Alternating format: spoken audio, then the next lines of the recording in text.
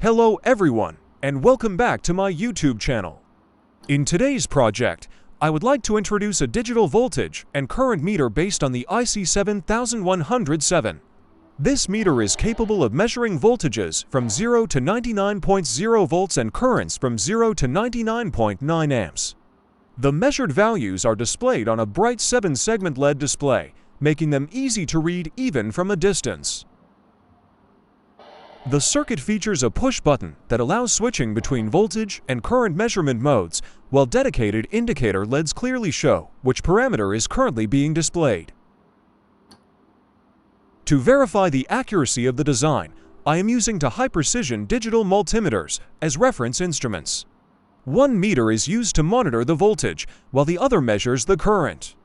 During this test, I gradually increase the voltage and compare the readings from the reference meters with those displayed by the IC7107 circuit. As you can see, the readings are very consistent throughout the test. Both the voltage and current values displayed on the IC7107 closely match those shown on the digital multimeters. The differences are minimal, demonstrating that the circuit provides accurate and stable measurements over a wide operating range. One of the key advantages of this project is its simplicity. The entire circuit is built using commonly available electronic components that are easy to find and affordable. Unlike many modern measurement systems that rely on microcontrollers, this design does not require any programming, firmware development, or software configuration. All measurement and display functions are handled directly by dedicated hardware, making the circuit straightforward to assemble, calibrate, and maintain. This makes the project an excellent choice for electronics enthusiasts, students, and hobbyists who want a reliable voltage and current meter without having to write a single line of code. With its good accuracy, simple construction, and readily available components, this IC7107-based meter is a practical solution for power supplies, battery chargers, laboratory equipment, and many other electronic projects. The circuit is compact and uses only a few commonly available components, making it easy and affordable to build. I believe this will be a useful project for many electronics enthusiasts. After a brief introduction to my sponsor, JLCPCB, I will show you how to build this meter step by step, so let's get started. I'd like to thank JLCPCB for supporting this video. Over the years, I've used JLCPCB's 1 to 4-layer PCB in many projects, and they've always been reliable with fast turnaround. Now, JLCPCB is making high-performance 6-layer PCB more accessible. With 6 layers, routing becomes cleaner and more efficient, increasing wiring density by around 30 to 50%, so you spend less time dealing with routing limits and more time focusing on your design. With free via-in-pad technology and ENIC finish included, JLCPCB delivers professional-grade 6-layer PCB without the professional-grade price. If you want to try it yourself, you can get the latest coupon by clicking the link in the description below. Here is the result just 1 week after I uploaded the Gerber files to JLCPCB. As always, the PCB quality is excellent. The silkscreen is clear. The solder mask is well applied, and all holes and pads are accurately manufactured. The board looks professional and makes assembly quick and easy. If you need high-quality PCBs with fast production and affordable pricing, be sure to check out JLCPCB.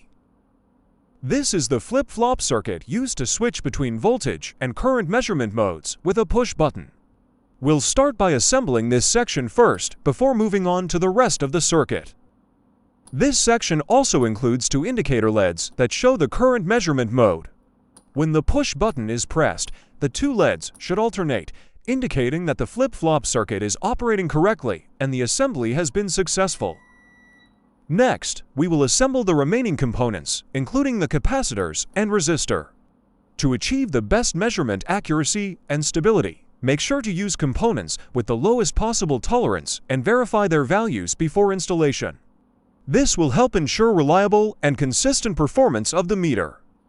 The 7-segment displays used in this project are 0.56-inch common anode types. Be sure to use the correct size and display type, as using a different version may result in improper operation or compatibility issues with the circuit. The IC used in this project is the 7107. The letters or numbers that appear before or after 7107 may vary depending on the manufacturer, but that is generally not a problem. Just make sure the IC contains the number 7107, as this is the important part that determines compatibility with the circuit. These two locations are used for the voltage and current sensing inputs. To power the circuit, a positive 5-volt supply and a negative 5-volt supply are required, with the midpoint serving as the ground reference.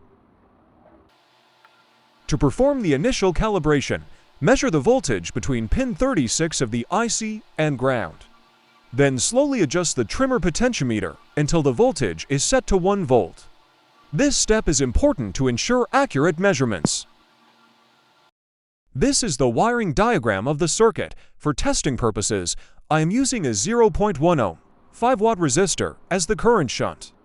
The voltage drop across this resistor is used by the circuit to measure the current flowing through the load. Make sure all connections are made correctly to ensure accurate voltage and current measurements. That brings us to the end of this project. In this video, I have shown you how to build a voltage and current meter using the IC 7107. Although it is commonly used for digital panel meters, the IC 7107 is actually a very versatile device and can be applied to many other measurement and display projects beyond voltage and current monitoring. I hope this project has been useful and given you some ideas for your own electronics projects. I wish you success in building and experimenting with this circuit. If you enjoyed this video, please give it a thumbs up, share it with your friends, and subscribe to the channel for more electronics projects and tutorials. Don't forget to leave a comment below if you have any questions or suggestions for future videos. Thank you for watching, and I'll see you in the next video. Goodbye.